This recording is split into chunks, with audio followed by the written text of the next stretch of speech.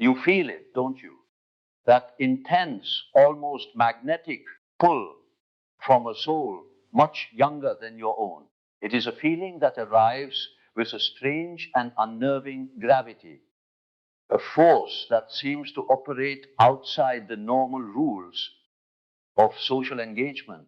It feels urgent, it's undeniable, and it has likely left you feeling profoundly confused, caught between a multitude of conflicting emotions. Part of you, the part that may have felt unseen or unappreciated for years, might feel an unexpected sense of flattery, of being perceived in a light that is both brilliant and rejuvenating. To be seen with such intensity is to be validated in a way that can feel intoxicating. Yet another part of you, the part that is attuned to the subtle currents of responsibility and social order, may feel a deep sense of trepidation or even alarm. Society, after all, has its judgments, its neat little boxes for what is and isn't appropriate. And this connection, this undeniable pull, seems to defy every single one of them. It challenges our notions of time, of life stages, and of the very nature of love itself.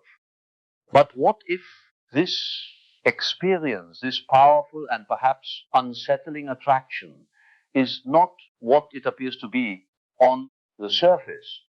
What if this isn't about a simple crush or a misguided infatuation? The great psychoanalyst Carl Jung, a man who dedicated his entire life to mapping the vast and mysterious landscapes of the human soul, offered a perspective that transforms this entire dilemma. His wisdom suggests that when an experience of this magnitude and intensity arrives in our lives, it is never an accident. It is a signal from the deepest parts of our own being. It is a mirror reflecting something back at us that we desperately need to see. But most importantly, it is a profound and urgent test of our own spiritual and psychological maturity. The urgency you are feeling is absolutely real, but perhaps not for the reason you think. This is not necessarily a call to romantic action, but a much more critical and personal call to awareness. What is happening in this dynamic, in this magnetic field between two souls, isn't really about them. It is about you. It is about the message your own soul has been desperately trying to send you, and it has finally found a powerful enough messenger to make you listen.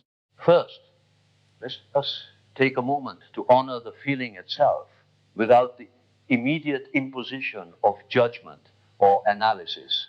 To be the focus of such intense admiring energy from someone younger can feel like stepping out of a long, dim corridor into a space filled with warm, invigorating light.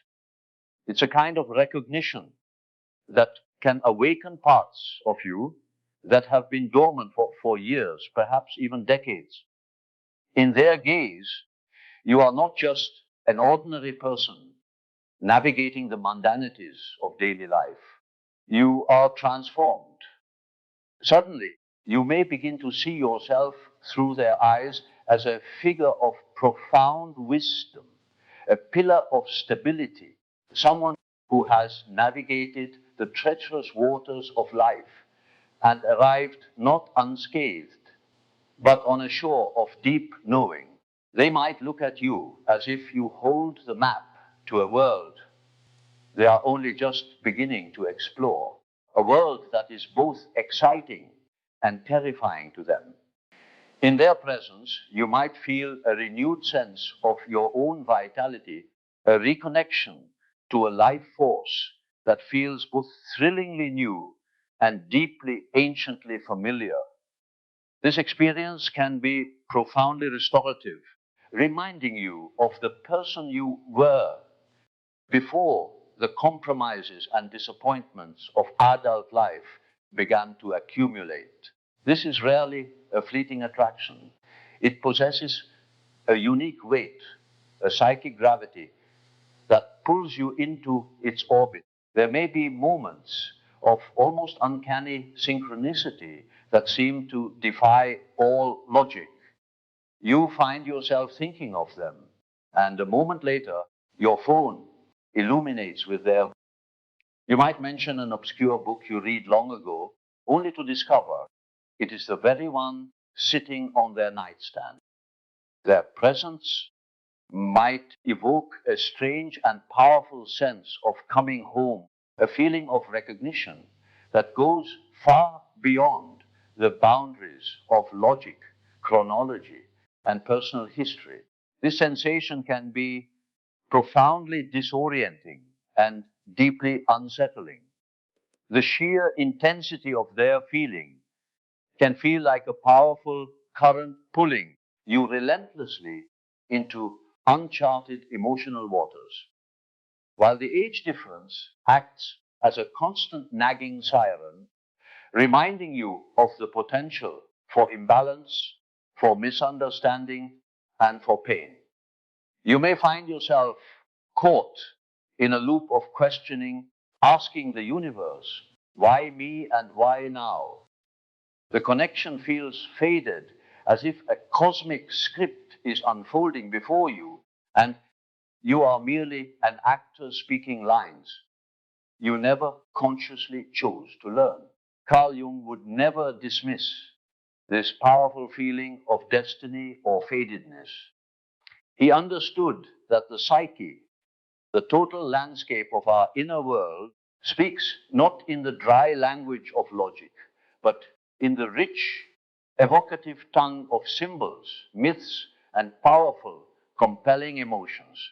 When we feel as if we have known someone for lifetimes after only a brief meeting, it is because, in his view, we are touching upon the archetypal layers of the collective unconscious, the shared inherited reservoir of human experience. This young person has not entered your life by accident, and deep down in a place beyond words, you feel that truth resonating.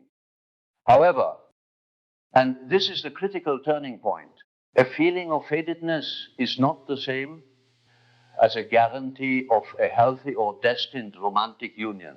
The psyche is a master strategist, and it often uses this powerful lure, this intoxicating sense of urgency and destiny, simply to get our undivided attention.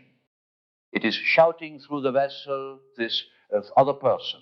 Look here, something vital is happening within you. Pay attention. The intensity of the feeling is not proof of a destined relationship. Rather, it is proof that a powerful psychological process has been activated deep within your own being. It's a call from the most fundamental parts of yourself, and it is using this other person as a loudspeaker to broadcast its message. The crucial work, the work that determines whether this experience becomes a source of growth or a source of destruction, is not to become entranced by the speaker, but to decipher the message it's broadcasting. And this is where we must turn to one of Jung's most fundamental and transformative concepts, the nature of psychological projection. To truly understand the profound urgency of this connection, we must delve into the intricate and often unconscious act of psychological projection. Projection is a natural, automatic, and usually unconscious habit where we take qualities, potentials, and unresolved issues from our own inner world and attribute them to another person. It's as if our psyche holds up a mirror But instead of seeing our own reflection clearly, we see it embodied and living in someone else. Carl Jung taught that we all carry an unconscious contrasexual image within our psyche. For a man, this is the anima, his inner feminine. For a woman, it is the animus, her inner masculine. These archetypes are not merely intellectual concepts. They are living, dynamic parts of our psyche, shaped by a combination of our personal history, especially our relationships with our parents, and the ancestral experiences of humanity stored in the collective unconscious. The anima in a man, for instance, represents not just femininity, but his capacity for relatedness, intuition, and deep emotional life. The animus in a woman represents her capacity for logic, assertive action, and conscious direction. When we fall in love, especially with an intensity that feels faded and world altering, it is often because the other person has become a perfect hook for the projection of our own anima or animus. A hook can be anything: a particular gesture, a specific tone of voice, a shared interest, a unique talent, or even a perceived vulnerability. It's a small, tangible piece of reality that allows our unconscious to hang a vast, idealized, and often mythological image upon that person. They cease to be just a person and instead become the living symbol of our own unlived life, our forgotten potential, our unrealized dreams, our very soul. Now let us consider the younger soul who is so deeply in love with you. From a Jungian perspective, a younger person is by definition less individuated. Their personality is still in a state of formation, their ego structure more fluid, and their relationship with their own unconscious is still developing and often chaotic. You, as the older, more experienced individual, can naturally represent a more realized, stable, and integrated version of the self. You've weathered storms they have yet to face. You've navigated failures they have only read about. You've integrated parts of life that they are still only theorizing about. This combination of experience and stability makes you a perfect screen for the projection of their highest potential, their own nascent, unformed soul image. When this younger person looks at you with such depth, admiration, and urgency, they are not just seeing you, the person with all your flaws, your insecurities, and your human complexities.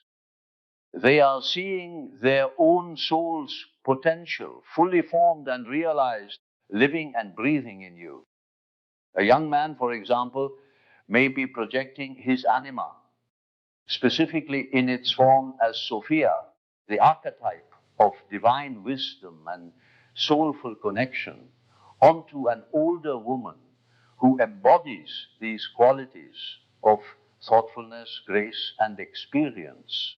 A young woman may be projecting her animus, the archetype of strength, conscious authority, and worldly competence, onto an older man who appears to have mastered the world in a way she has yet to even attempt.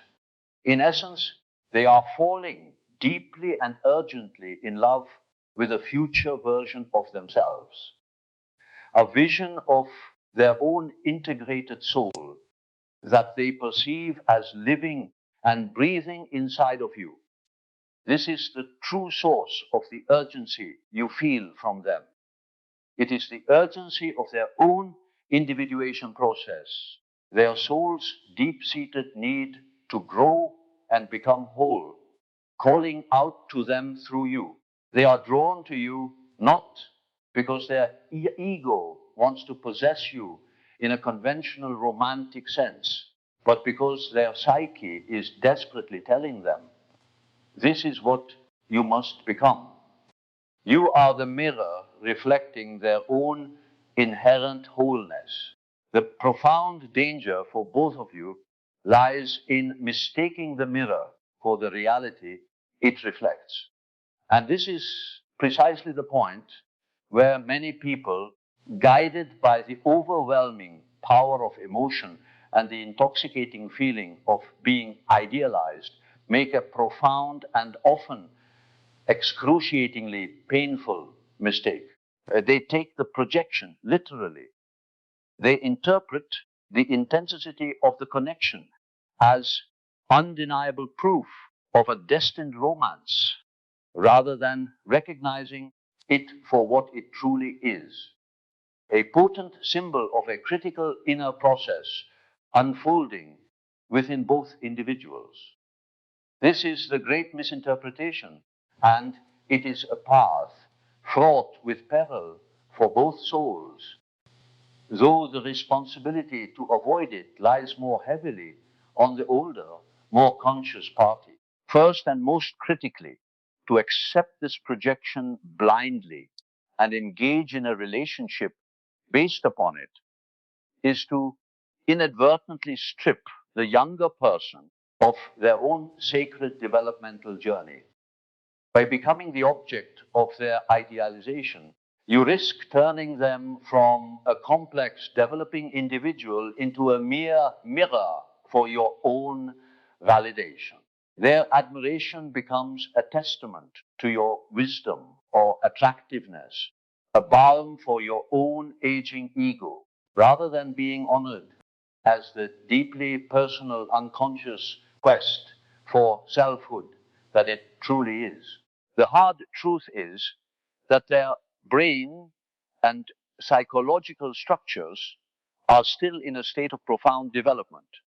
Neuroscience confirms that the brain, particularly the prefrontal cortex, the region responsible for long-term decision making, emotional regulation, and impulse control, is not fully mature until the mid to late 20s. To ignore this fundamental developmental reality in favor of a romantic or spiritual narrative about ageless souls or soulmates is to shirk a profound ethical responsibility. It is to prioritize a fantasy over the well-being of a still forming human being. Second, this dynamic is almost always defined by an inherent and inescapable power imbalance. You possess more life experience, likely have more established financial resources, and wield greater social authority. In such a context, what may feel like a meeting of equals on a spiritual plane is often anything but on the material and psychological planes. To romanticize this imbalance is to ignore the vast potential for unconscious exploitation. The older person, without even realizing it, might begin to play the role of the wise teacher or savior, creating a dependency that feels like love, but ultimately stunts the younger person's growth, preventing them from making their own mistakes and finding their own wisdom. This isn't a healthy relationship. It's the fertile breeding ground for eventual resentment and dissatisfaction. Studies on the matter have shown that relationship satisfaction in couples with significant age gaps often declines more rapidly than in same age couples, precisely because these fundamental life stage differences eventually create unavoidable friction and conflicting goals. Third, the use of spiritual or esoteric language to justify the connection can be a form of dangerous rationalization. Phrases like age is just a number, or our souls are the same age when a soul connection is felt are comforting but hazardous fantasies. This kind of thinking dismisses the very real, tangible differences in psychological development, life experience, and power that define the relationship structure. Jung himself issued stern warnings against the dangers of becoming infatuated with archetypes and losing contact with concrete reality. To see this younger person only as a carrier of a divine projection is to become lost in what he called a veil of illusion, mistaking the contents of your inner world for the objective reality of the outer world. The urgency you both feel is real, but it is an internal urgency. It is the psyche's primal demand that you pay attention to your own neglected development. This person has appeared in your life like fate to force you to look at the inner situation you have been avoiding. As Jung famously stated, when an inner situation is not made conscious, it happens outside as fate. The true task, the responsible and mature path, is to begin the difficult work of withdrawing the projection. To take back the qualities you admire in them and recognize them in yourself, and to gently and with great care allow them the space and freedom to do the same. This soul did not enter your life by accident. And now we arrive at the true underlying reason for the urgency that permeates this entire experience. This entire event, from the first magnetic glance to the ongoing confusion in your heart, is a catalyst for your individuation. Individuation is the term Jung used for the lifelong sacred process of becoming the person you were always meant to be, a whole, integrated, and authentic individual. It is the epic journey of bringing the dark, unknown parts of the unconscious into the light of consciousness, of uniting the opposing forces within your own psyche, masculine and feminine, light and shadow, conscious and unconscious, to become a complete self. The first half of life is typically devoted to building our ego and establishing our place in the outer world. The second half of life, where you may now find yourself, is a call to turn inward and attend to the soul. This younger person is holding up a powerful living mirror. And now you must be brave enough to gaze deeply into your own reflection. The urgent call you feel is not from them to you, but from your own soul, asking you to finally confront the essential questions. What part of me is being reflected here? What dormant energy in my own soul is this person's presence waking up? What part of my own unlived life are they embodying? If you feel seen by them as wise, accomplished, and stable, the operative question is not how you can maintain that image for their benefit. The real question is, have I truly owned my own wisdom?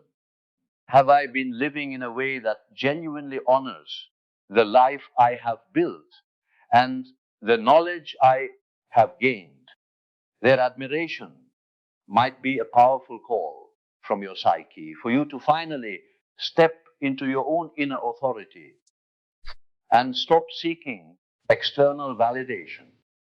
If you feel a surge of youthful vitality and passion in their presence, the question is not how to capture and possess their youth. The real question is, where in my own life have I become stagnant, rigid, or passionless? Where have I lost my connection to play, to spontaneity, to the creative fire that once burned within me? This younger soul may be a messenger from your own psyche, a stark reminder that there are neglected parts of you that are crying out for expression and renewal. This is the very essence of what can be called conscious love. It is not about a desperate search to find another person to complete you or fill your inner emptiness. A relationship between two whole people is not a merging of two incomplete halves into one. As Jung suggested, it is a complex and demanding process where each individual contained within the vessel of the relationship works to integrate the parts of themselves they have projected onto the other. The ultimate goal is to become true sovereign, whole individuals who choose to relate to one another, not out of a desperate need to be completed, but out of a shared and overflowing fullness. To ever hope to reach that state, you must first do the solitary, difficult work of becoming whole yourself. This means actively and consciously withdrawing the projection. It requires you to be able to say with full conviction, the qualities I admire so intensely in this person, the vitality, the potential, the adoration, the light, these are not just in them. They are also reflections of a potential within me. It is about integrating your own anima or animus. If you are a man enchanted by a younger woman's vibrant creative spirit, your true work is to connect with your own inner capacity for feeling, spontaneity, and creativity. If you are a woman drawn to a younger man's admiration and perceived strength, your work is to integrate your own capacity for assertive action, direction, and authority in the world. Your animus, the urgency of the situation, is a clear signal that a critical developmental stage is at hand, a stage that often arrives in the second half of life. Having built a career, a family, and a social identity, the persona, the psyche demands that we turn inward and attend to the neglected, deeper parts of our soul. This younger person is the messenger, the catalyst, the harbinger of this new chapter. They are pointing the way, not toward a relationship with them, but back toward your own hidden depths. To pursue them romantically is to chase the messenger while tragically ignoring the message. To turn inward is to finally embark on the most important journey of your life, the journey back to your complete self.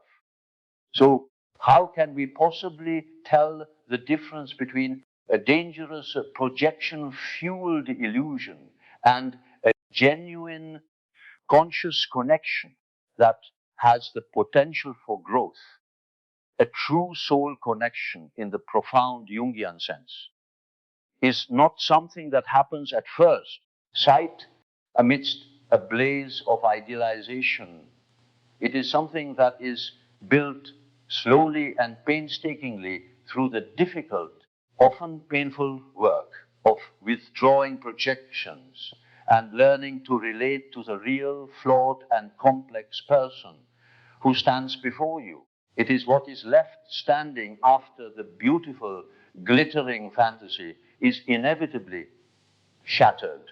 We can explore the markers of a truly conscious connection, not as a checklist to validate a premature or imbalanced relationship, but as a guiding star for what is possible when two individuals commit to the path of mutual individuation.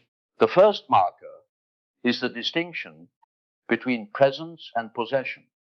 In a healthy, conscious connection, there is a palpable sense of lightness and freedom. The other person's presence genuinely enhances your life, but it does not define your existence or your sense of self-worth. They respect your independence, your friendships, your personal history, and are not threatened by your strength or your solitude. The shadow warning of an unconscious connection is obsession. The connection feels heavy, compulsive, and disturbingly needy. You may feel an anxious, grasping need to be around them, or they may exhibit this need towards you. The mere thought of them leaving or rejecting you can create a disproportionate sense of panic.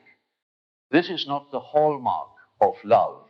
It is the signature of an ego-driven need to own the mirror that provides such a flattering reflection. The second marker is the difference between shadow integration and persistent idealization. A real transformative relationship will inevitably and uncomfortably expose your shadow, your deepest insecurities, your ugliest flaws, and your most repressed traits. In a conscious connection, these difficult moments are not seen as deal breakers, but as opportunities. They are met with compassion, courage, and a mutual desire for healing and understanding. The shadow warning is the cycle of idealization and devaluation. When the initial, perfect, idealized projection inevitably shatters, when the real, flawed human being shows up, its opposite, devaluation, takes its place. The very person who once seemed perfect and godlike is now seen as deeply, irredeemably flawed. This dramatic swing is a clear sign you were never in a relationship with a real person, but with a fragile internal illusion. Third, we must discern conscious empathies from psychic fusion. In a conscious connection, you can feel and understand the other person's emotions without being utterly consumed by them. There exists a clear boundary between your feelings and theirs, a separation that allows for genuine, non-possessive compassion to flow between you.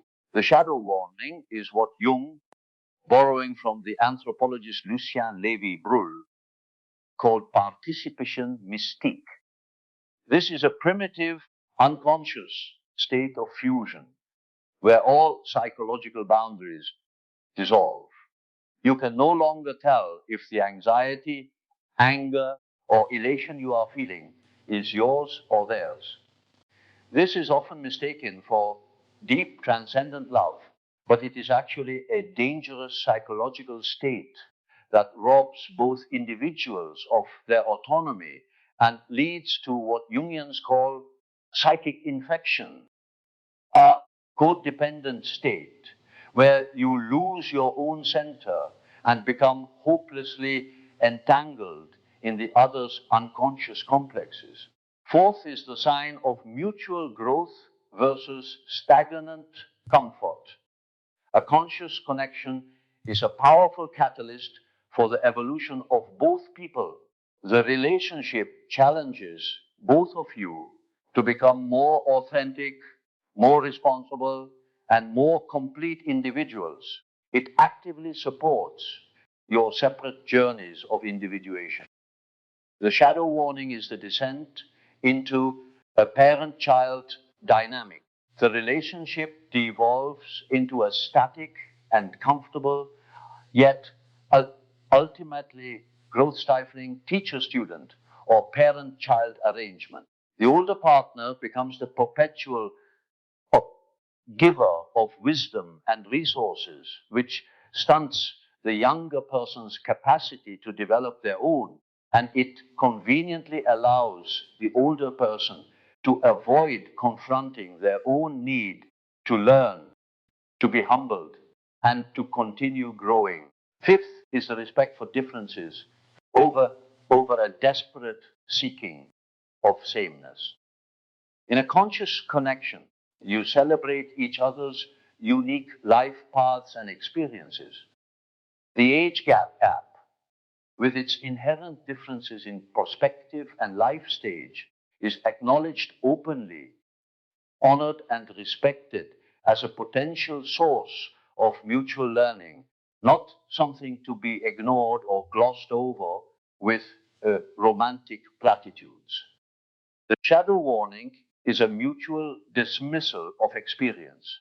The younger person may defensively dismiss your wisdom and life lessons as outdated or irrelevant, while you may unconsciously infantilize their valid, deeply felt experiences as naive or immature. This pervasive lack of mutual respect is a definitive sign that the connection is not based on two real individuals, but on reductive stereotypes of wise elder and naive youth.